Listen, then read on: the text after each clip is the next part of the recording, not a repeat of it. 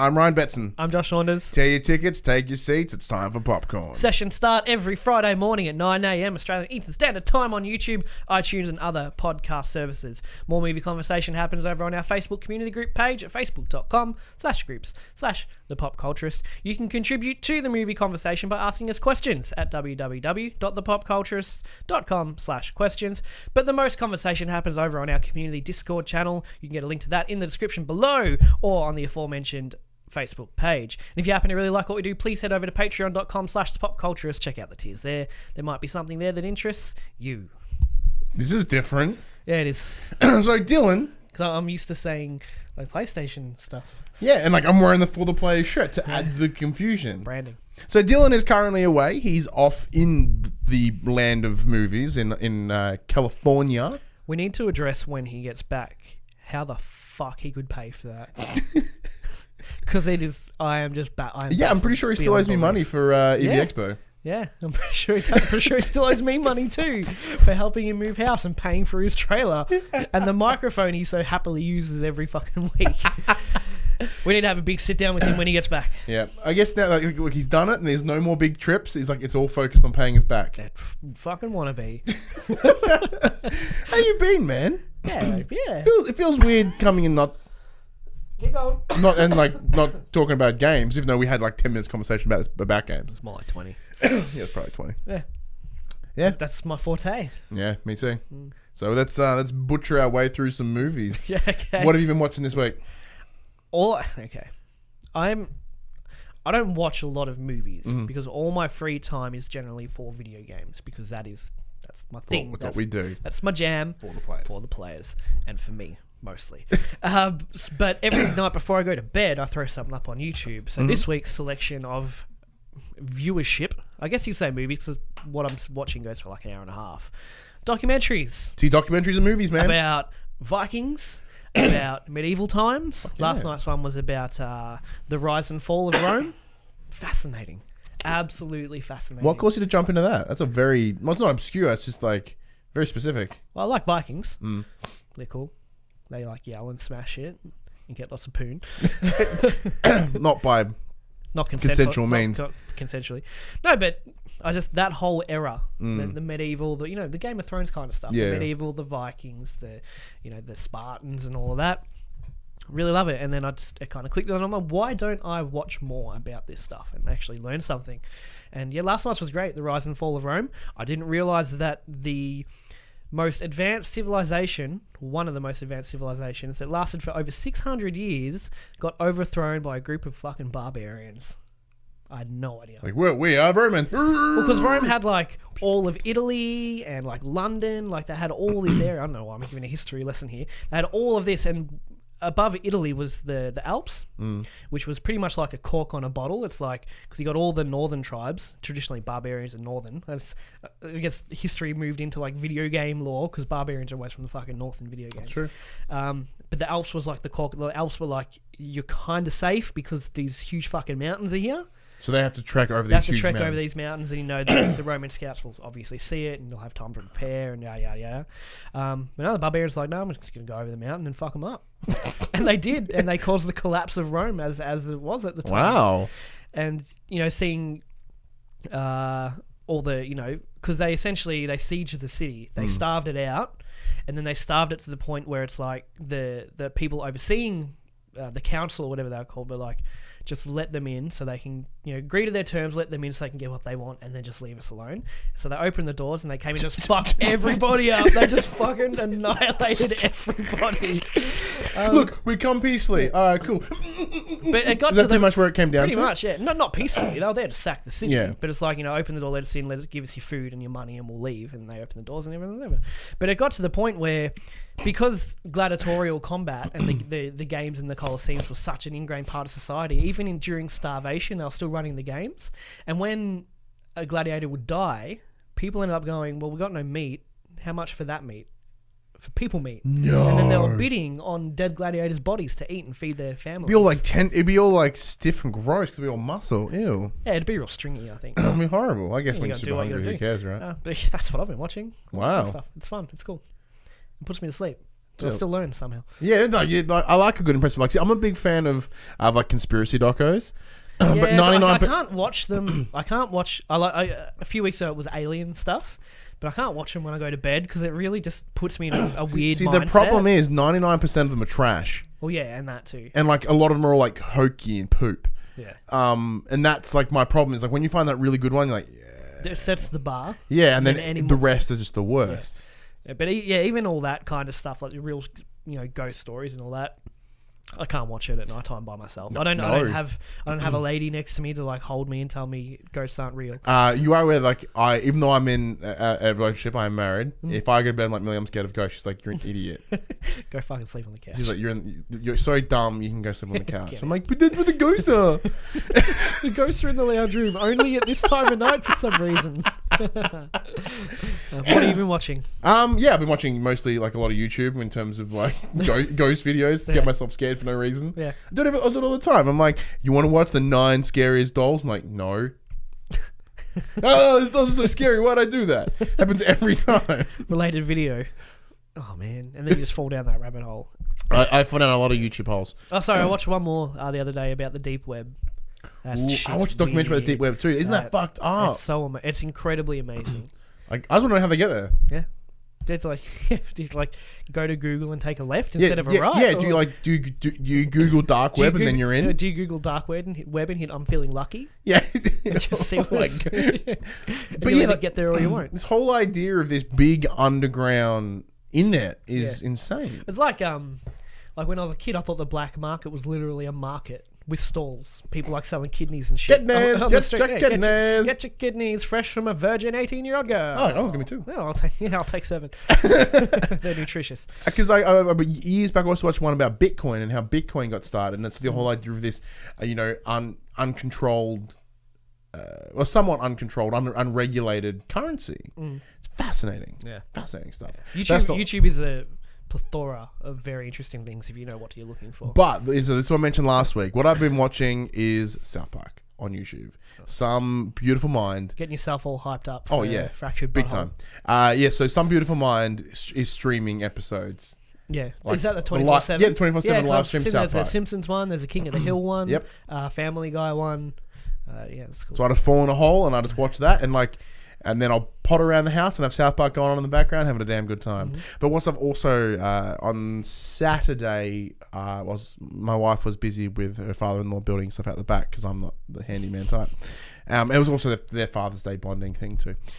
So build me a pergola. Yeah, no, that was working out. So I was with James. Actually, no, this was Sunday. So James and I was sitting on the couch. I was trying to play games, and he was like, "Dude, I want your attention." I'm like, "Oh, I don't want to give you my attention. Play games." I need dad time, Dad. I'm like, Dad. So that's why I wasn't playing Destiny, because every time I'd go to boot something up, he's pressing the controller, he's crying, I'm like, "Fuck." So that's your excuse for Sunday. Yeah, every other day I was just not playing it. Yeah, okay. So I'm like, all right, fuck, let's not play a game. What can we do instead? That's Netflix has been dumb. The VPN's been stupid. I'm like, all right, well, let's go to Stan. God forbid you have to watch regular Netflix. Oh, like I know, the rest it's of the us worst. plebs, right? No, the problem is because I'm too lazy to go in there and change the settings. So it doesn't tell me what is Australian and what isn't. So I'm like, oh, that looks cool. US. Fuck you. And then someone's like, oh. So I went to Stan and I watched Community again. Community is fantastic. It's probably one of the smartest, most well-written shows ever. Oh, the Rick and Morty fans would argue with you about that. Well, that's because I've not watched Rick and Morty. Oh, okay. But Dan Pickle Rick. Yeah. Pickle Rick. Dan Harmon is exceptional. He has such a great vision of the world and such a very specific way of looking at it. So I think what sort of fueled the fire was I was watching on YouTube once again a sort of a little mini video essay about it was called The Adorkable Misogynists. And it was talking about how Big Bang Theory is all these characters are misogynist in their own way. But because they're these dorkable sort of underdogs, it's not really a big deal. Like if you watch like Biff from Back to the Future, here's a perfect example of a dick misogynist. Everyone's like, ugh, piece of shit. He's just a dick. Yeah, exactly. He's like, you want to be my girlfriend, yeah. You're my girlfriend, let's go bang. Yeah. But with Big Bang Theory and the same like Revenge of the Nerds and sort of all those sort of movies, it's the whole idea of they don't mean any harm. They're just like, they don't know any better. They don't know. They're just when like Just harmless nerds. they're just harmless nerds. What am I going to pass when I decide to be a sexist prick? Yeah, exactly. Right. Oh, because I don't be one. Yeah, because I'm don't- normal. yeah. So, I'm and normal. what that sort of thread went along down the line to was that it went down the line of Community. And how Abed is that sort of a character. He's that sort of a adorable. He's adorable, but he's also sort of like a major dork. And unlike Sheldon, in the similar vein to like Sheldon's character, who you believe to have Asperger's, they handle it very differently. Like if they handle Abed on a much more realistic character, although he doesn't understand social situations or social conversations, at no point is he ever derogatory towards women. He just because he doesn't understand the world doesn't mean he's a dick about it. Where like Sheldon is very much the arrogant Asperger's kid that's like, you're a woman, blah blah blah. So that's where it fell. I'm like, fuck yeah, that's true. Community is so good.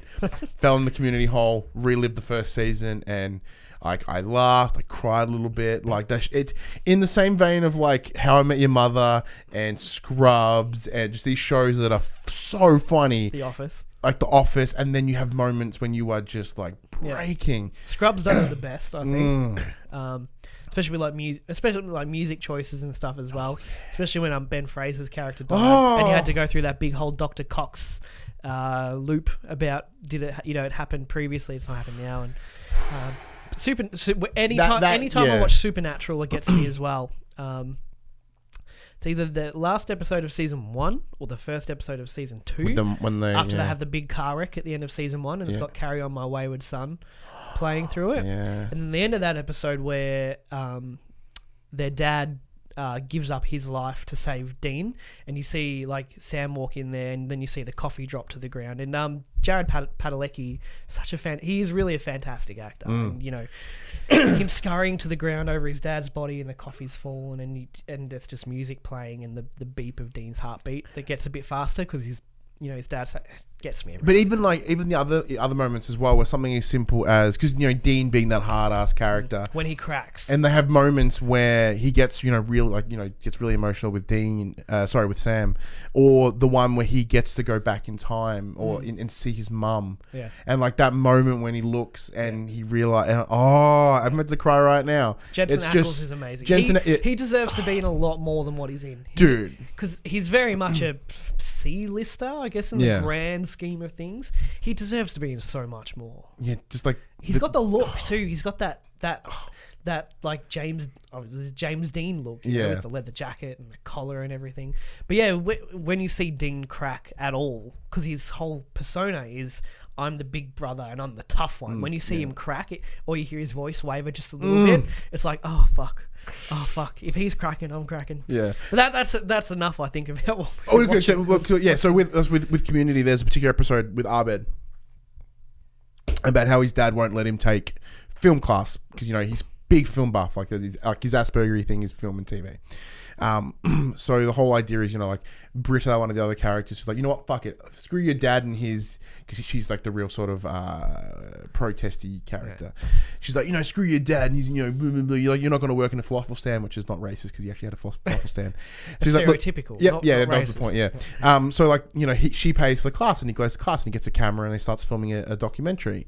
And there's all these sort of moments, and it's all these interesting characters. It's sort of moments that seem really sort of out of place. They're not out of place, but they seem to fit the general conversation. And then at the end of it, when Abed cuts it together almost beautifully in this whole sort of piece about how he looks at the world and his relationship with his father, and sort of how him being weird and sort of has draw his mother away, and and it's just this, like, what I love about it though is the way it's cut. Like, we as the viewer get it, and like we get what he's trying to say, and like it's really quite emotional.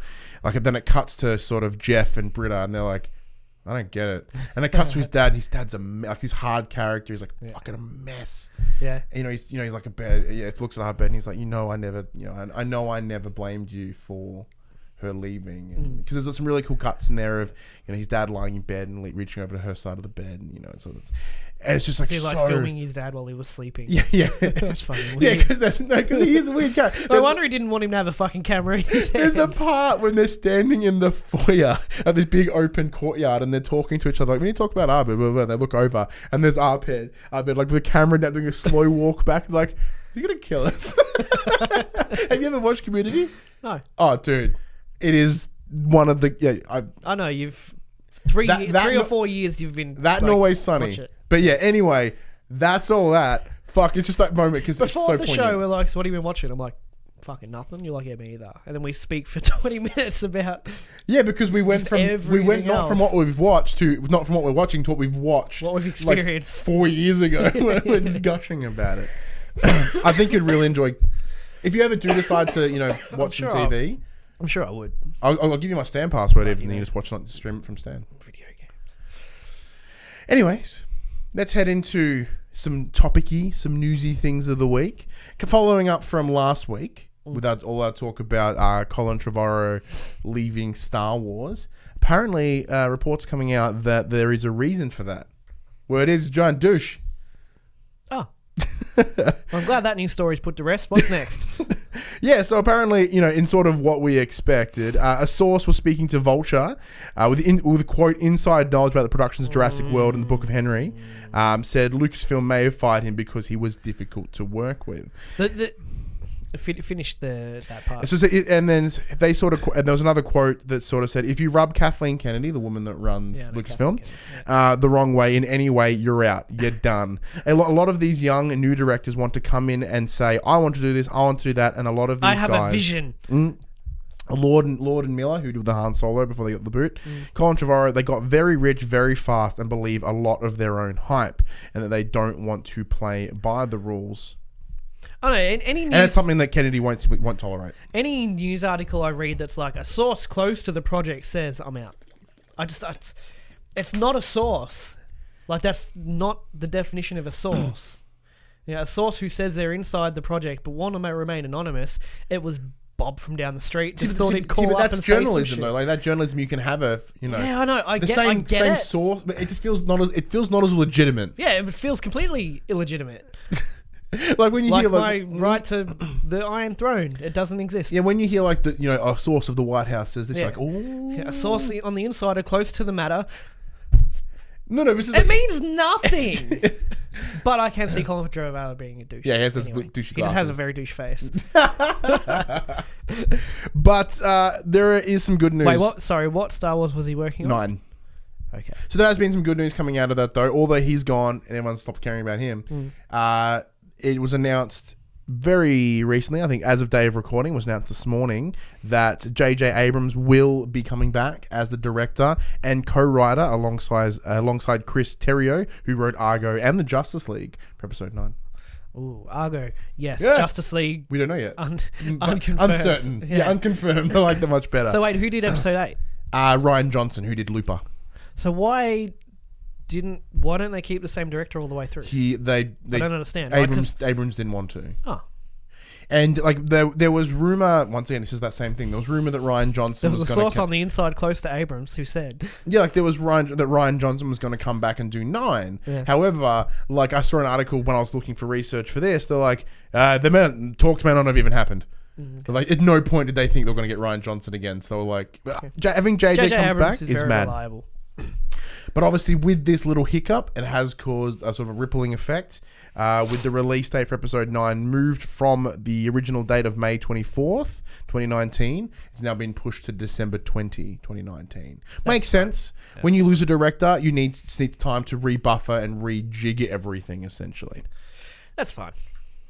I thought they were going for the whole 1 a year thing at the end of the year. Well, they are... Well, not. See, that's the thing. I thought it was the same thing as well. Like 1 a year, end every year. Normally, like Boxing Day or something. Yeah, like that. So with we've got Last Jedi coming out this December, and then next year it would have been Han Solo in December, wasn't it? No, you're right. It just shouldn't happen. Yeah, and then 4 months later in May would have been episode 9. I think the whole idea of bringing around May because a lot of this original Star Wars was released in May. I think it was kind of like a send-offy thing, but you'd think episode 9 they would have gone for May the 4th. Put push it to 2020 and make it May the 4th. Just for the big proper. But then who knows? Because they said they'll keep going as long as people are watching. So episode 9 might not even be the final one. Be the end to that trilogy, but there'll be. But with the end of things, so it's something that's old news as well. But it was confirmed as well this week that Disney were looking at making their own Netflix for Disney properties. It has confirmed that when they do make that jump, as well as all their obviously all their Disney products, all Marvel and all Star Wars will go with them. Yeah, it makes sense. Makes sense. That's kind of poo. I couldn't even name a time that I've watched a Marvel movie or a Star Wars on Netflix. Yeah, I'm the same. Because if I like the movie and especially Star Wars, if I like it enough, I'll get the Blu-ray. I know I'm not the majority, obviously, but I don't use Netflix for Disney stuff. To watch Marvel, because Marvel movies for me once is normally enough. Watch it, enjoy it, out. Yeah, not something I'd watch again and again. Star Wars, I get the Blu-rays the day they come out. And so that doesn't bother me too much. I agree. I'm the same, but my wife is very different. She's watched Force Awakens on Netflix 8 times. Don't you have the Blu-ray? Yeah. Okay. But she's lazy. I suppose you can't watch Blu-ray in the bedroom though, can you? No, we have a Blu-ray player in the bedroom. That's how we watch Netflix. But she's like, it's all the way down there. I'm like, just bring it in the bedroom and leave it there. No, because then sometimes you want to watch it in the lounge room. I get the convenience of it. I do. Yeah, and that's pretty much like right now. She's sort of watching some of the Disney movies with James. Like, granted, my son's way too little to even give a fuck, but for her, she's enjoying it. Like, she's just watched Aladdin and Lion King. The obvious solution is to buy 2 copies of it. It's funny, true. I mean, you got to build a brand new computer. Let her buy a Blu-ray. Fuck. I'll be totally okay with that. Speaking of Netflix, though, seamless transition. Nice. So Netflix have recently come out and sort of discussed about the billions of dollars that they've invested in new content. Because as you sort of mentioned when you do go to Netflix, I think maybe you or maybe Dylan, that there is just this abundance of Netflix-made content. Some of it good, some of it garbage. Yeah. So as per the Hollywood Reporter, CFO David Wells stated that roughly $6 billion on Netflix will be spent this year in 2017 on new content. Can we get Firefly season 2, please? Ooh, that's Thank you very much. And that's not excluding the $4.8 billion that it already has racked up in debt.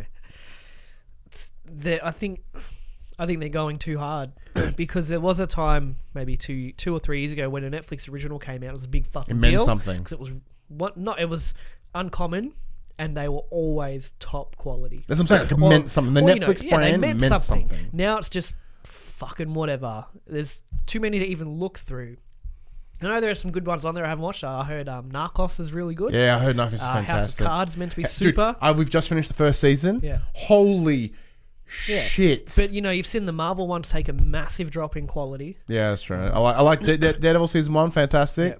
Yeah. Watch half of Jessica Jones. Season 2 is better. I watched all of season 2. Season 2 was great. Of Daredevil? Yeah. I thought you didn't get through it. No, I did. Dylan didn't get through it. Oh, what a dick. I didn't watch all of Jessica Jones. I didn't watch any of Luke Cage. I watched all of Jessica Jones. I only watched it for David Tennant. Yeah. Essentially, because he was such a great Kilgrave. Luke Cage, I got to like episode 7 and just went, this is going fucking nowhere. Didn't even touch Iron Fist. Yeah, I'm not going to touch the Defenders either. And I haven't touched the Defenders, and I'm not going to. So I think they're doing. Depends what they come out with. Yeah, I know because we're getting a Witcher series at some point. That'll be cool. We just had Castlevania. Castlevania was fucking amazing. Yeah, only 4 episodes, 20 minutes long. No, not even. Season 2 already confirmed, of course. Yeah. Highly recommend. I know you're not an anime man. I know you're not. But there's 4 episodes. They're like 15 minutes each. So that's bite-sized. That's bite-sized anime. I can probably deal with that. Bite-a-me. There's a new segment for you there, Joel. Bite-a-me. Bite-a-me at Anagame.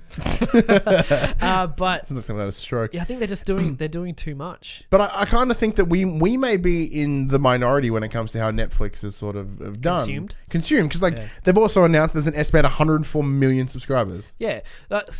It's 104 million. That's more than many countries. It's a running internet like meme thing. I'm just going to binge Netflix all day, and I'm sure there are out of 104 million, there's probably 80 million people that actually do that. I'm not one of them, but If people are consuming your originals, then they obviously want to make more. See, we're very lucky. So with the internet plan that we have unlimited. So like literally, Yeah, like me too. uncapped. Yeah. So if we like Millie does when she's been on maternity leave this whole time, she'll leave the TV on all day and she'll probably either watch something or have something on in the background. So Netflix is 99% of the time is probably on in our house. Until it's like, are you still there?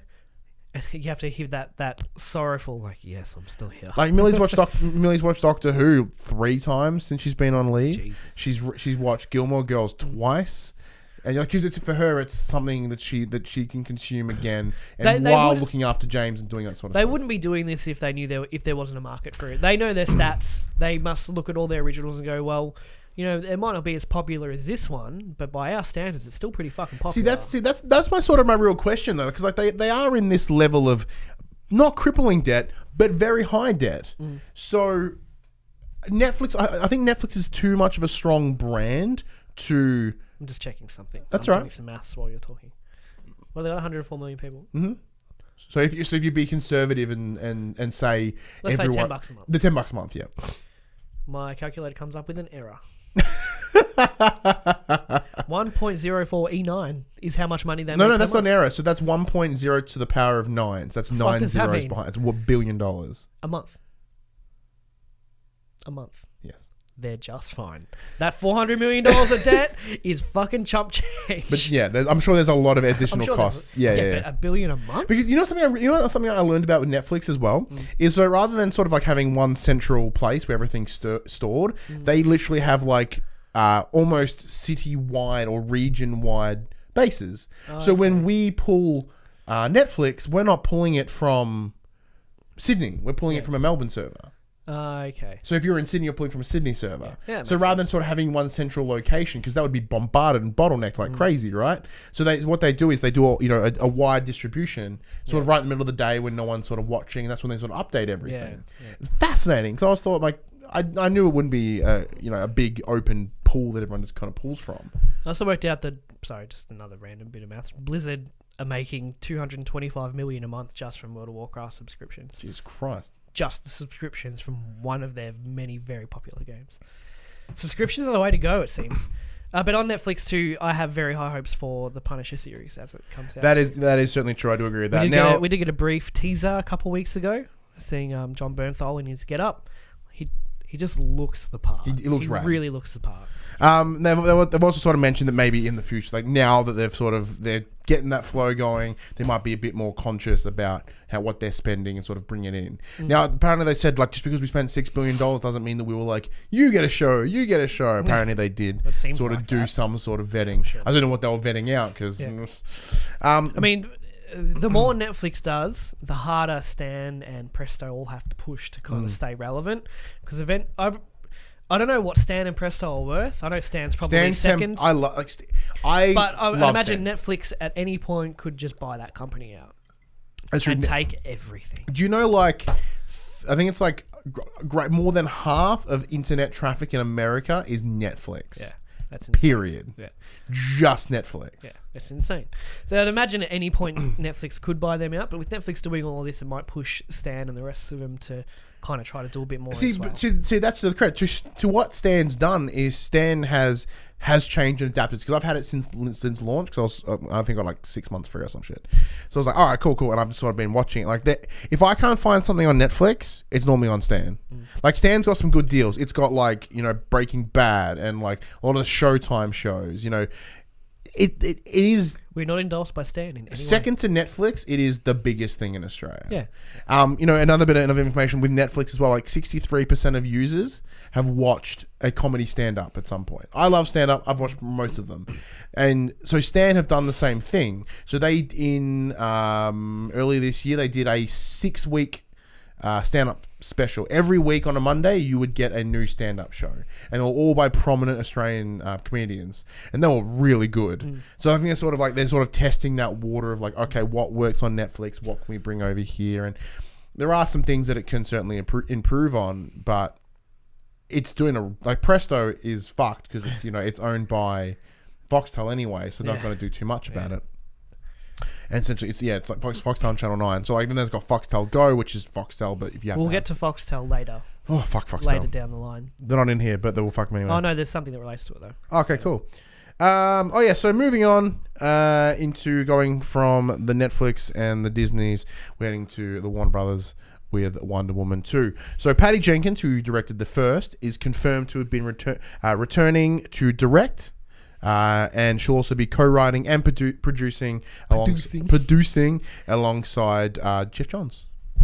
That's fucking awesome. That's great. Isn't that the same as number one? Yeah, pretty much same as number one. Did she do the same roles in number one? I believe so, yeah. Yeah, that's good. So like for me, I was like, yep, Jeff Johns is back again. Fuck yeah, that's awesome. Because it keeps consistency, yeah? Because that's my little concern about Star Wars is that, Force Awakens was great, J.J. Abrams, and then you got episode 8 by that other dude. So there's going to be how am I trying to word this? It will be inconsistent with your first one. Because you're a different director. If you have a different director for each movie, there'll be very different movies. It could be from tone or from writing. But at the same point, the original Star Wars: A New Hope was filmed by directed by George Lucas, and Empire and Jedi weren't. Yeah. So that's happened before. I think it comes down to a consistent vision in the same way that we got Kevin Feige over at Marvel, sort of keeping 15 movies now, like all different directors, and it's all telling a somewhat cohesive story. Yeah. But so you've got Kathleen Kennedy on Lucasfilm doing that. That's her job. Her job is obviously running Lucasfilm and keeping that train going in the right direction. Now, I don't believe they've sort of said that Jeff Johns has that role. I don't think he is the Kevin Feige. He's the Kathleen Kennedy. I think he's there to add authenticity. But when he was promoted in DC, it was... Didn't he say at some point, it was like, I'm going to start looking after the movies? I think maybe not officially, but he's going to be involved in the movie, in how it's tracking now. But I also do think, sort of in a pessimistic look, it's them going, we have Jeff Johns, man, like we're legit. Like we've got a legit comic guy. No, I think he does have that is you being a pessimist. I think he does have a because say. That is that's Warner Brothers acknowledging we're not getting it right. We need someone who knows this. And like I said, it's pessimistic to me, that they would have done that as a fan service. Nah. But I do think they're not going to give him the same level of control as Kevin Feige. Oh no, definitely not. But they must value his input. Without doubt. As we said, Kathleen Kennedy has say. Yeah. She's like, you're out. Yeah. Where Jeff Johns who has more can't pull in do this? that. Does Warner Brothers or DC have more pull? Warner Brothers. But if Warner Brothers keep let's say Warner Brothers keep fucking shit up, can DC go, we're done? No, because Warner Brothers owns DC Comics. That's dumb. And DC Film. That's dumb. They own the DC brand. Yeah, I get it. That's dumb. So in the same way that when Marvel was going bankrupt many years ago, and then they were picked up by Fox and Sony, and they all bought different things because they needed to sell the rights. Yeah. And it's the same thing, but rather with DC, it was more of Warner Brothers we'll buy everything. Yeah, it's done. We'll buy the blanket set. Give us a box set. I got the whole collection. Give us the whole collection. Now I'm gonna fucking back over it in my car. So Wonder Woman 2 is set for December 13, 2019. So a week before episode 9. That's a good 2 weeks. That's a fucking solid end of the year. Well, 1 week. On a side note, though, speaking of cash money, as we were talking about before, Patty Jenkins, allegedly, Hollywood Reporter are claiming that she'll be earning somewhere between $7 to $9 million for directing Wonder Woman 2. I don't like that's none of our business. I don't like reading this stuff because what someone earns from something is just, it's no one's business but theirs. But she deserves it. This is the point. The reason I pull that number out is for this point. When she did first Wonder Woman, that was earlier this year, she made $1 million.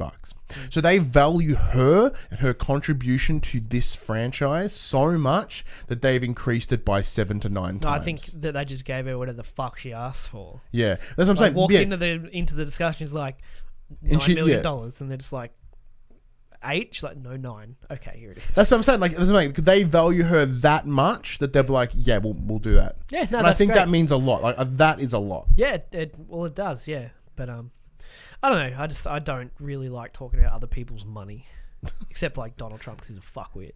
And Netflix's money. No, but individuals' money. That's their kind of personal life. So I hate when I see news articles and clickbaity threads guess how much so and so earned this year. Doesn't fucking matter. Yeah, I'm sure To they earned. anybody. Like with her, They earned I'm what sure they earned it. They That's- earned exactly what they're worth. See that's what they believe. That's what people believe they're worth. Yeah. You know, and that's cool. Yeah. Go them. Yeah. So why sports players are worth so much money, because that's what people think they're worth. Yeah, but they're not. Speaking of money, though, what do you think of box office money? Well, that means something. Because it doesn't belong to any one person. It's just a figure to gauge popularity. Cool. Speaking of popularity, on the same vein as well. So It came out last week, the latest adaptation to Stephen King's cult bomb movie book thing. I wouldn't call it a cult phenomenon at this point. It's No, but I mean like the books, as in like Stephen Yeah. King is like that. He's the big, not this film, but you know, whatever. the latest adaptation of one of Stephen King's many acclaimed novels. Thank you. That's exactly what I was trying to get at, and I couldn't get there. Sorry, it turns out it's just been fucking bashing records, man, Yeah. just breaking them. Yeah. Now we were going to go see this last week, but we didn't. What did we do instead? You wanted to build a computer. That's true. That's what I And then did. played Rock Band afterwards. Yeah, that's Yeah. true. I did do That's why that. we didn't see it. Can we go see it? Well, so I just wanted to go home and play Destiny as Yeah. well. So We should go see it. I really want might be able to see it this week. Yes. Because I didn't want to, like, last week, obviously Destiny just dropped, and I went ham on it so I could have finished it before the players to review it. And then, I was still in that mind pull, that that I've feeling. got to fucking play it. And, Yeah. Max, our buddy, is playing. He's like, come and do this and come in. I'm like, fuck yeah, I'll come and do that. And then, you wanted to build your computer as well. And then, obviously, it took a lot longer than you thought, installing drivers and all that kind of stuff. So I had like 2-3 So hours Saturday was allotted. essentially a write-off. Yeah. Because, we had to record this, and then, there was like an hour gap, and then Lee and Max came over to build that. And But this Friday and Saturday, I've got fucking nothing. No movies. So- I want to go on a sweet hot mandate. Yeah. I want to mandate the mandate. Well, look, we have a lot of things to be looking forward to. So these are some things that sort of show that it might be the sweetest thing. Now, a lot of these are based in the US, of course, because that's obviously where big box office things take place. It's the biggest opening weekend in September that's with adjusted and unadjusted for inflation, and the previous record holder being Hotel Transylvania 2 for some fucking reason in $48.5 million when it debuted in 2015. Hotel Transylvania, a fantastic movie. Oh, really? Yeah, you'd really get a good kick. It's Because like- Steve Carell is the main vampire in it. We're thinking of I the thought it same was Ben movie? Stiller. No, Steve Carell. You sure? Yeah. Because It's not Ben Stiller. not Ben Stiller. Adam is it Adam It's Sandler? not Adam. Can you- It's Steve can- Carell. Please confirm. Do you want to put money on it? No, because I'm sure you're right. Because I know Ben Stiller was the voice in one of those things. Okay, that's not Ben Stiller. I mean Adam Sandler. I think Adam Sandler was in one of them, but it wasn't. I know it is Adam Sandler. My mistake. Oh, really? Yeah. Fuck yeah. Because I knew that there was something. You're thinking Despicable Me, I think. Yeah, I am. But well, there's the cast. Selena Gomez, Andy Samberg. Hell yeah. Kevin James makes sense. David Spade makes sense. Steve Buscemi makes. Oh my god, they just pretty much got the Happy Gilmore cast. Yeah. CeeLo Green did a voice of it. And they're also the biggest opening fall weekend, so that's the autumn in the US, and that destroyed Gravity, which had the record in 2013 with 55.8 million on opening weekend. That's less than half of its debut weekend, which was $117 million. Huge. The biggest horror movie opening since the biggest horror movie opening weekend. The previous largest debut horror film was Paranormal Activity 3, which made $52.6 million when it opened in 2011. That movie was hot trash. It is the biggest opening weekend for a Stephen King adaptation. With 1408 was the biggest record opening. Speaking of Stephen King adaptations, It's a weird batshit movie. A new Mist TV series, Netflix series. Apparently it's trash. Is it? I haven't Yeah. watched it yet. Really like the I think movie. Jess may have commented in the PopC community like it's Okay. actually hot trash. Damn. Cool. So that in 2017, that film made 20.6. Is the second biggest opening weekend for an R-rated film. It's just behind obviously Deadpool. Yeah. With Deadpool's 132 million, and it's the widest R18 opening movie. The what? R18 opening, so it's the largest R-rated movie to be shown in the amount of pictures. Oh right. So because reach. It's the greatest reach. So in the US, they're an R18's kind of like a bad thing. Yeah, we could put it there, but then not. That cuts out how many people can see it because it's rated this. And Yeah. we might get more money by still playing this instead, where more people can see it instead of. Yeah. segregating So people what they've out of done it. is that it's the best hugeness one. And it is obviously the biggest opening weekend for any King adaptation, which is fantastic. Awesome. I don't know about you, that gets me super hyped for it, like more. I'm still trying not to be too hyped. No, but I've been burnt before. In the same way of I'm like, man, this kind of must be good. Yeah. Because like I know, and in fact, like IGN gave like a 9.2, and like any horror movie that gets an over an 8, I'm like, oh. Yeah. Okay, because like The Conjurings were like 9s. Yeah. And I fucking love The Conjuring. It's time to change up the horror movie genre again by essentially we're going back to what used to be scary in the 80s. But they've done that though. Like they did that with like Halloween. I know Rob Zombie did a remake of Halloween, which was I enjoyed. It wasn't that great, but I enjoyed it. But like when paranormal like Blair Witch started the whole found footage thing, yeah. Yeah, and there was Blair Witch remake about 2 years ago. That was fucking horrible. But the original Blair Witch is still one of my favorite movies ever. Yeah. Period. Ever. Not just in horror, but ever. But that started the whole found footage thing, and then Paranormal Activity really revamped it to the modern age. And then, unfortunately, Paranormal Activity tried to do something that it should not have done by making a 4-part story with overarching links and ties to it. Fucking disgusting. But the first one was incredible. I can't wait for that VR experience either. I'm going to poop myself. Pretty sure it's out. But now we're going back like with it, the whole clowns are scary again. Yeah. Like we're going back again, but it's like it's a new generation of kids to experience, like a new generation of 18-year-olds to experience that kind of horror now. So I think even though we hark on remakes and reboots and all of that, it does have a place in the industry, and I think it has found like that sweet spot of like. Oh yeah. Especially like seeing the side-to-side trailers. Did you see that video? Yeah, man. It's the 19 whatever trailer and the current trailers shot for shot the whole way through. Incredible. Now, I'm just going to run through some nice, quick, little bit of news, some little bite-sized stuff. Quick fire. Like popcorn. Game of Thrones, torrent freak via Screen Crush, fuck, I don't get that sentence right at all, has stated in a report that the data privacy firm, MUSO, estimates that each of the season 7 for Game of Thrones episodes were pirated 140 million times each. That is a just shy of 1 billion downloads, 980 million. This is where Foxtel comes back into the conversation. Oh, of course. Yeah, brought it down. Nice work. This will probably more than likely be put from the media as we're all pieces of shit. I torrent Game of Thrones. I torrent you the fuck torrent out of Game of Thrones. My parents torrent Game of Thrones. And it's not. It's to be honest, it is actually the only series that I torrent. Yeah, me too. But the thing is, once the whole Blu-ray set's available, I go and buy me it too. on that day. But it's for Australia at least, it's how restricted it is to watch it. Now I don't know what Foxtel's pricing policies are these days. What the minimum you can get is just to see Game of Thrones, because that's the only reason you'd have Foxtel these days, except for your sport and all that as well. Or really good documentaries about Vikings. Down here YouTube's good for that. Down here in Australia, we are so restricted. Well, we are and still will be to watch Game of Thrones. We have to have Foxtel. We don't get HBO Go. I don't know if we can VPN it. We probably could VPN it to get it. But how many of the average consumer knows about it, and much less how to actually fucking do it? My parents wouldn't know how to do that. So as much as this will be painted as 140 million people are fucking pieces of shit, everywhere, maybe they should look at it a little bit deeper and go, well, why are they torrenting it to start with? And yeah, you're always going to have people torrenting it. You are always going to. But if I could pay for it, like if I could get HBO Go just by going to my internet and going, sign me up, done, I'd do it, and I'd pay the $10 a month happily to watch Game of Thrones. No big issues. And why are you there? Like a month-to-month thing. For the 3 months Game of Thrones is airing, I'm on HBO Go. Game of Thrones is done. But I've found 5 other things. Yeah, you'll find Sopranos. You'll find Silicon Valley. You'll find all these exceptional shows like Deadwood. There's all these great shows that are on HBO. Accessibility is the biggest, at least for, I don't know about the rest of the world, but for Australia, easy accessibility for the show is the issue.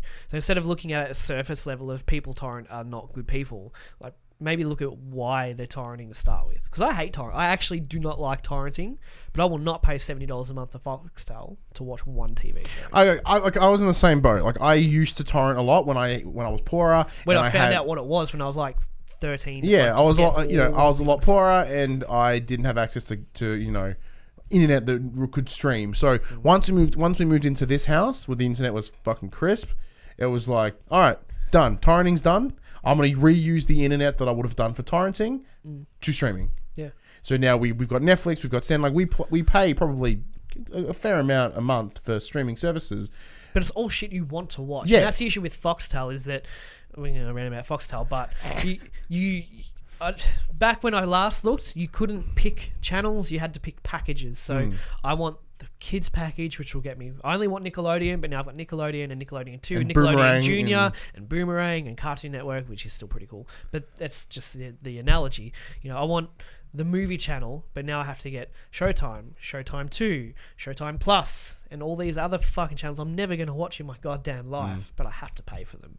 And that's the biggest issue is people. I don't know what channel on Foxtel Game of Thrones airs on. Showcase or whatever. I don't know.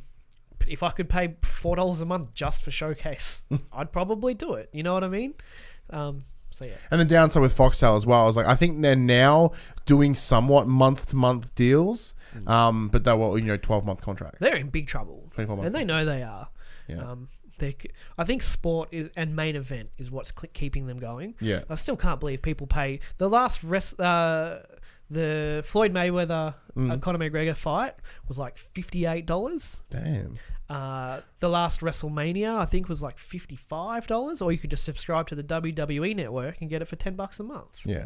You know what I mean? So the Netflix model is slowly trickling down, and Foxtel's on its last legs, and I hope it fucking dies. You see, Foxtel is trying to adapt to the drop-down skill, but that trickled down, as in they're trying to meet Netflix They're in the same fight. slowly trying to move down there, but they can't do it in one big jump because that'll just be it's not the right way to do it, and they are making the right steps. And because it completely changes their business model. Yeah. And that's the thing, like it's so massive. They're like, well, how there's these things. It's that same bit, the biggest problem with big companies is we've done this for so many years. This is so ingrained with what we do. It's going to be near impossible to change. The industry is changing, and I don't like it. And I don't want to change. So we're gonna, what they do is they just fucking hammer down. They just bury their feet in. Like, fuck that. We're doing no it one our else way, gets Game of Thrones. Yeah, But look, if you did happen to have the HBO Go app, you could watch Last Week Tonight with John Oliver, which is fantastic. Nice segue, well done. And no worries. And that's just been renewed until 2020. I fucking love that show. You've never seen John Oliver. Anytime you mention the show, I'm like, I haven't seen it. It's like, you've never seen it. No, because it's all over social media. It's always on I YouTube. don't use social media. Yeah, that's probably true. But John Oliver is sort of a British comedian who's also in Community the first season. Funny enough, yeah. He looks very different in Community. Like, they clearly just fucking uggoed him up. It's great. He's actually quite handsome. Yeah, he's reasonably handsome. He's still British, so he's not perfect. He's still British, so his teeth are fucked. Yeah. But he looks like rat shit in the show. They do it on purpose. Yeah. And it's sort of this political, sort of social commentary show in this. And what they do is they sort of have a 5-minute segment at the start to sort of wrap up the key bits of news, and for the other 20-25 minutes they pick a specific topic for the week, and they have a research team that break it down, and it's insanely informative. Now obviously it's as centre as possible. It is a little bit left leaning in terms of political sightings, but it's fantastic. They'll break down gun laws, all these really interesting things, and they go on such a level. An example is, do you know who Alex Jones is? Oh yeah. Yeah. How do you not? Exactly. So he's on the front page of Reddit nearly every day. This week this week they did Alex Jones. They talked about him and sort of his brand and what he's they had shouting. So they previously had ripped on him in an older video, and Alex Jones called him out for it. They're like, hey, you've used my shit out of context. Right. And they've gone, all right, well, let's use your shit in context. Yeah. And they do a whole 20-minute video just about his stuff in context. Yeah. And it's actually worse. They try to explain, and they talk about how, for his show, when he does his 4-hour Alex Jones show, what's it called? Talk something. That a good percentage of it is him promoting shit. Yeah. Stuff that he sells on his store, a majority of it. Yeah. And a lot of the stuff on that store is overpriced garbage. It's so good. And they show very abrupt in context sections where he goes on about frogs being gay, and then it cuts to him, such abrupt conversation shift to turning the frogs gay. You should buy this. It's fascinating. Do you think Do you think it's like a ploy for old people, like targeting them? Like, this man's shouting at me through the TV about frogs, then he wants me to buy it. I'll buy it. Okay. Because stop shouting at me. That's that thing as well. Because a lot of the time, in his show, he talks about how this show is, is only done by you guys, whatever. It costs X amount a year, and hopefully we keep this going for another couple of months. Like doing the old fucking scam shit, right? Yeah. He's rich as fuck. He's doing great. Because they point out, look, we understand this is really petty and kind of bullshit, but we've noticed from our research, he has at least 3 different Rolexes, and we've looked and we've done our research as we do. Each of them worth about $8,000. Nice. So granted, you earn your money, you spend your money how you want. But don't lie about how the show is not, it's not financially feasible. Fucking fantastic. Like, if you ever do happen to fall, if you ever feel like sort of a somewhat politically current affair, but really smart, it's so good. Cool. The Boys. I don't know how to segue over from John Marvel to The Boys. So The Boys Alex Jones is definitely not one of the boys. No, he's not. Speaking of British people, Simon Pegg. Simon Pegg's British. There's a character in The Boys that is entirely looks like Simon Pegg. Yeah. So The Boys is a comic series on Image, I believe. Yeah. It's on Image. Give us a rundown. I don't know. I haven't read it. I haven't read it. Okay. So I thought you had. I've heard really good things about it. What are you looking at? I think it's either on that shelf or that shelf. I'll give you the first trade. It's fantastic. I won't read it. Yeah, no, I won't read comics anymore. I've heard all good things. Yeah. Yeah. So it's essentially about this idea of these group of people that are sort of hired by like sort of the CIA, FBI, to keep other superheroes in check. Like, all those big superheroes doing their big supery things. There's always a bunch of shitty ones, and it's their job to deal with the shitty ones. Oh, okay. And it's brutal. It's violent. So it's not sexual. Not the supervillains, just the villains. Yeah. Like there's a scene where like a character who's like super strong. I think he if either could be right or this could be a different book. I think comes in the book, and then he fucking shoots through the roof and takes out a plane. What? That book. Someone ejaculates in the book and throws through the roof. As like the superpower, he's just like fucking. What, when he comes? Yeah, he flies. No, as in he's ejaculate. Projectile. Ejaculate. Ah. Yeah. What do you mean a 14-year-old kid and finding that out? You teach me this in sex ed. But yeah, it's brutally violent and it looks fantastic. So essentially the new comic book TV creators, Evan Goldberg and Seth Rogen, they've just come off the brand success of Preacher, and that's still got. I want to say just coming off. It's like 3 seasons deep. Is it? Yeah, I totally forgot about that show. I haven't watched a single episode. Preacher's fantastic, so I don't know why I haven't sat down and watched it. It's on. No, I've read all the comics. Yeah. But yeah. So like they've been trying to shop around The Boys as well, and it looks as if Amazon has just picked it up, and they've got another subscription service to get. Eric Kripke. Yep. One of the key writers on Supernatural has joined them to pen the pilot. Cool. Hell yeah. Yeah. It should be pretty graphic. Tick. And Disney has also come out with a bunch of dates. The live action Aladdin film has taken the old Star Wars date of May 24th, 2019. Artemis Fowl, which is a kid's book that I read once, and I think I really enjoyed it at the time. Couldn't tell you what it's about. Remember there being fairies about it or something shit. I'll find out. That's moving to August 9, 2019.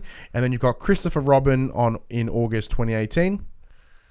Artemis Fowl is a series of 8 science fiction fantasy novels written by Irish author blah blah blah, featuring criminal mastermind Artemis Eon Fowl. Colfer is his name. The series has received positive critical. That's all it tells me. It's Disney trying to do a Harry Potter. Yeah, righto. And Christopher Robin, which is their essential. It's almost like in the same vein of like Hook, of Christopher Robin. So he outgrows his toys, because the whole idea is they're toys, right? Yeah. What is it? Yeah. Oh, okay. And the kid's just fucking mental now. Yeah. Okay. Have you ever heard about that theory that like each one of the characters in Winnie the Pooh is a different mental illness? Yeah, mental illness. Different mental illness. One? Yeah, apparently. Well, Eeyore's obviously depression. Yeah. Tigger is ADHD. Yeah, and like Winnie the Pooh is just being fat and happy. just gluttony. Gluttony. What, the 7 deadly sins? Yeah, and Piglet is anxiety and like fear. And but if they remodeled them all as the 7 deadly sins, that'd be amazing. That'd be awesome. Because Rabbit would be pride. Yeah. Pooh would be gluttony. Eeyore would probably be envy. That'd be lust. He'll just fucking the shit out of everything.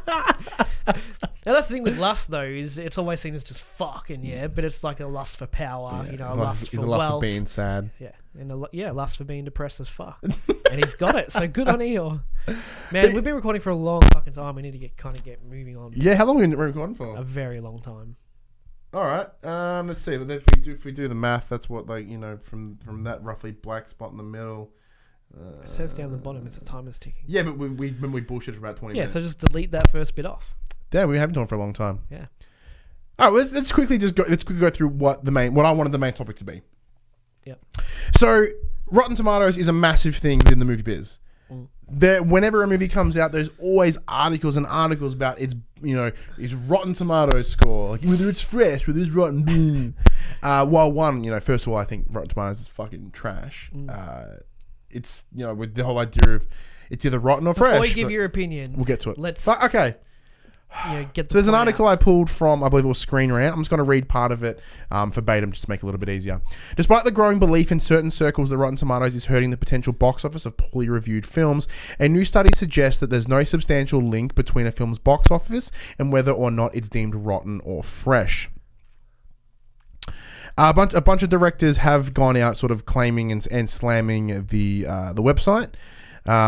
And they've also suggested that Rotten Tomatoes scores can hamstring a film that audiences might actually enjoy simply by creating bad buzz on social media. And plans are afoot in some Hollywood circles to blunt the site's supposed influence.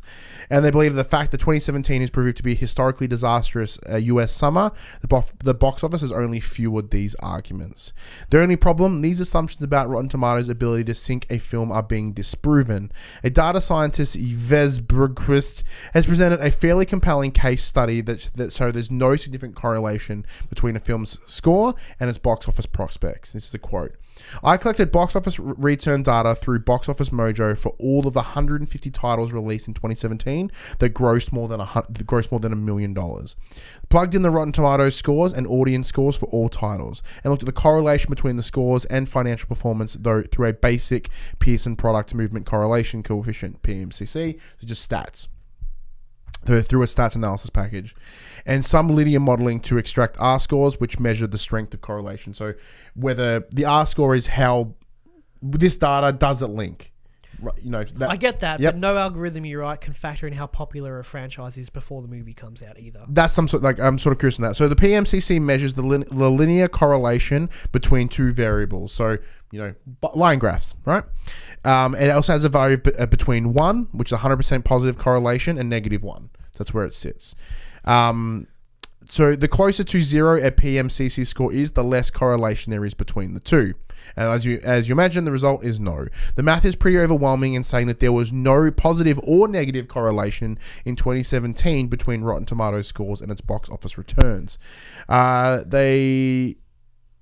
Bergquist believes the real reason for the current box office drought has more to do with the audiences in their age of streaming, as we mentioned, have become more demanding, and the desire for more sophisticated, creative, original films has come through. Let's see what else we got. What else got? Hollywood likely needs. This is the editorializing of the article, but I think it kind of stands a good point. Hollywood likely needs to reevaluate who's to blame for the current box office woes, rather than Rotten Tomatoes or whatever. Aging franchises like Pirates of the Caribbean and Transformers prove studios can't simply lean on brand recognition to make money.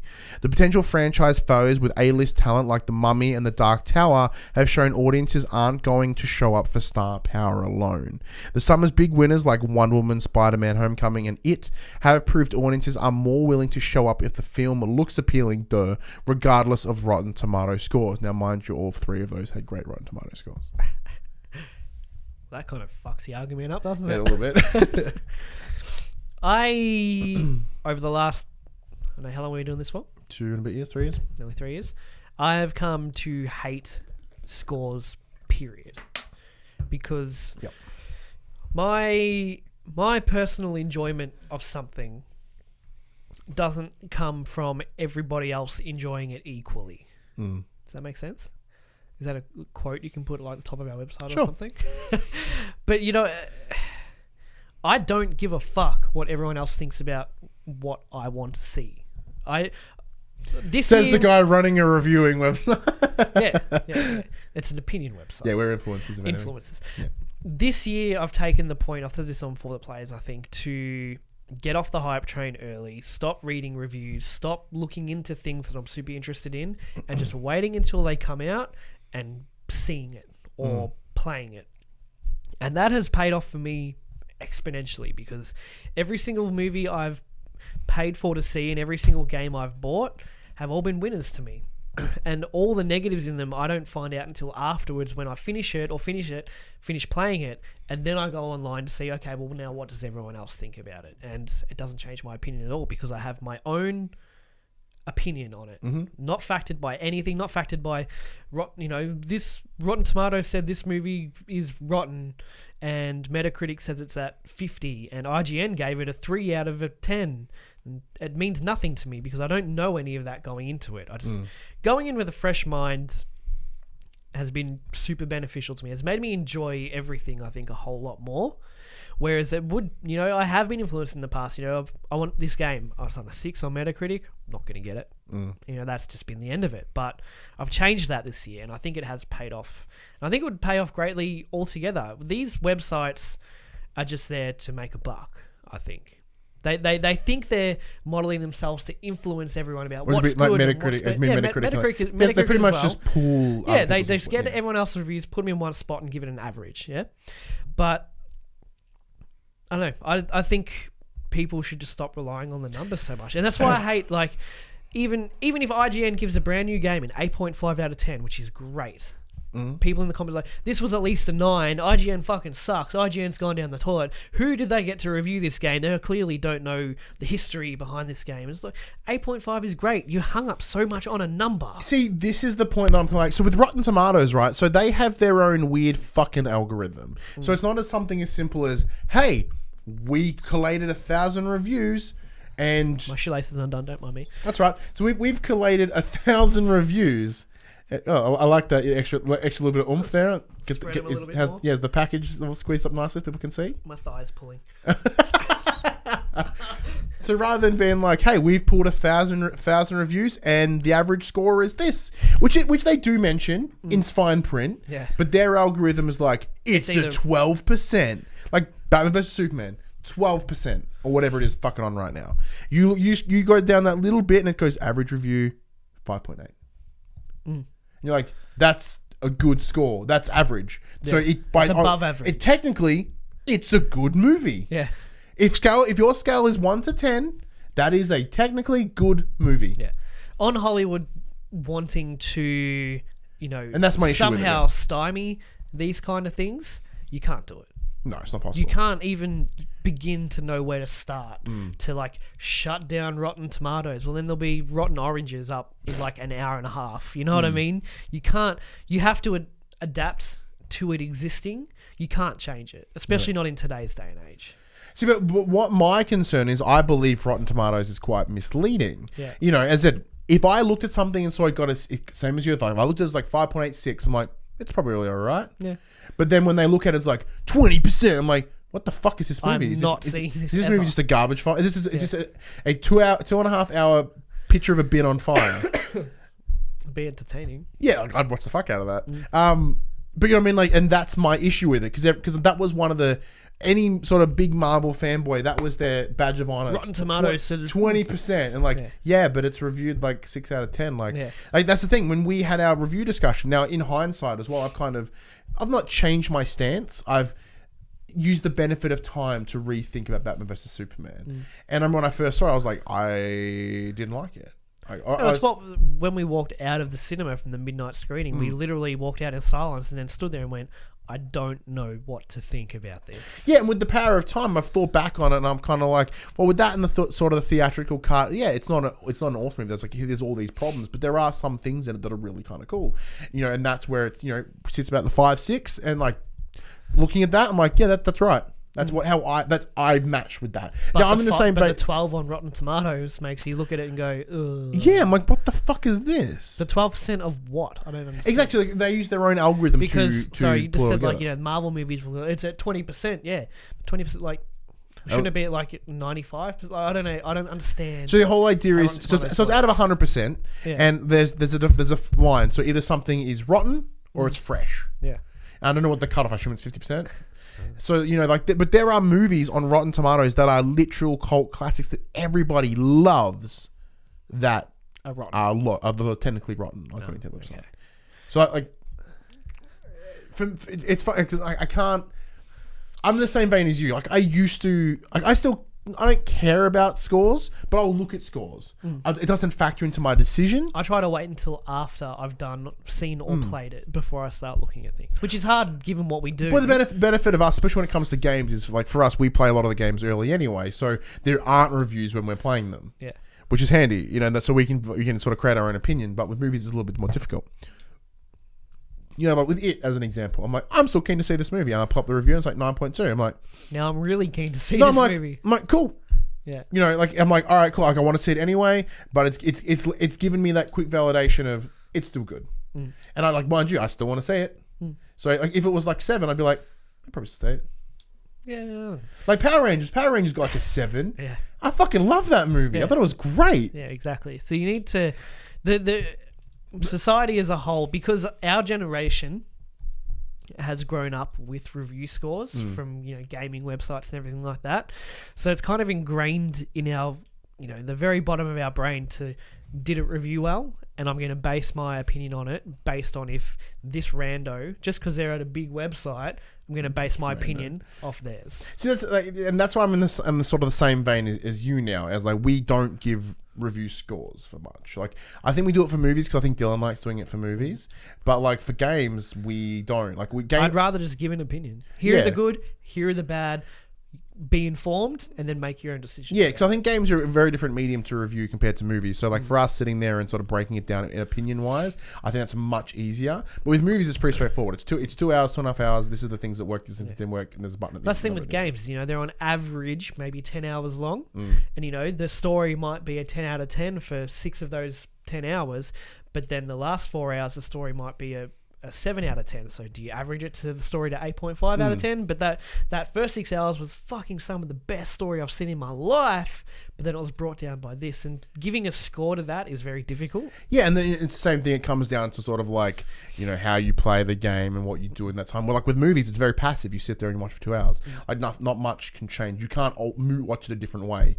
You know what I mean? You take your pants off. Yeah, shit. Let's go see It. So we're trying something new. Like cocks out for clowns. Like hashtag cocks out for clowns. Like, we've watched movies the same for years. We're switching it up. Pants on head. It's like, we're gonna do that. Yeah. I'm wearing a nappy. What are you gonna do about it? But yeah, so my sort of issue with I guess it's ratings in general. Like our stances are sort of changed, and I certainly don't believe that. I believe that Rotten Tomatoes are not contributing. As in, like, they're contributing to the repair of this weird toxicity that's going on. But is that the point too where Metacritic scores are based on publishers and directors getting bonuses based on needing to hit a certain score? That is like, it's a KPI for a lot of studios. It's a KPI. Yeah. Like I was reading the other day, I was reading about Bungie and Destiny 1 and why it was such a kind of a train wreck when it came out and what happened in development and all that. And, one of the paragraphs. Sorry, we keep bringing it back to games, but it's just how we relatable. Work. But one of the paragraphs is that it didn't hit. It was projected to get a 90 on Metacritic. It only got a 75. No one got a bonus so it's not just us as consumers like sucking down these review scores. It's at the top end as well. The studio owners and the executives being like, movie, we won't consider this movie a success unless this website has this arbitrary number on it. Doesn't matter what people think, this website has to show this number, which is, as much as everyone hates it, everyone is still keeping it relevant. Yeah, and I can understand its importance as well, because we've had many lengthy discussions about review scores, and especially when we started the PopCulturists and we had like the written stuff, and we're like, well, it's written should have a score. And once we've transitioned to video, it's like, well, we can be more articulate here, we can have more of a discussion, so that we can kind of step away from review scores. But it is, they are incredibly helpful in sort of running down a 20-minute conversation into one particular thing, and that's sort of why they do it, because rather than reading 1,000 words, which people won't do, they can scroll down and go cool, and exactly then, what I used to do on IGN. Yeah, New movie came out, I'll read like the opening paragraph and then just go straight to the bottom. What did they give it? What were the pros? What were the cons? They don't do that anymore, but when they used to, and too much water. That would be it. It was like, yeah, okay, well that's it. But yeah, Rotten Tomatoes shouldn't exist, and it definitely should not influence you on what you want to see. Period. There you go. So does Rotten Tomatoes influence your decision when it comes to a movie? What does influence you? Is it us? That's bad choice. Bad choice. That's a very bad choice. Because we don't review a lot of movies. Yeah, it's kind of It's tough. really hard to get to in a reasonable time frame. Yeah, because now we record like 3 days a week. Kind of makes that fucking hard too. But anyways, what's the spiel? We can get this all done and dusted. Oh, we're not doing questions and stuff. I totally forgot to ask. Oh, and we've gone way long. Yeah, we have. Yeah. What do I say? Session start. Session start Friday morning, 9 a.m. Australian Eastern Standard Time on YouTube, iTunes, and other podcast services. More movie talk happens on our Facebook community group page, facebook.com/groups/thepopculturists, and you can ask us questions, which we do normally answer at www.thepopculturists.com/questions. But the most conversation happens over on our community Discord channel, link in the description below, and you can go to the aforementioned Facebook group page. And if you happen to really like what we do, please head over to patreon.com/thepopculturists. Check out the tiers there. There might be something there that interests you. He didn't point. You. Say your name. I'm Ryan Betson. I'm Josh Saunders. And cut.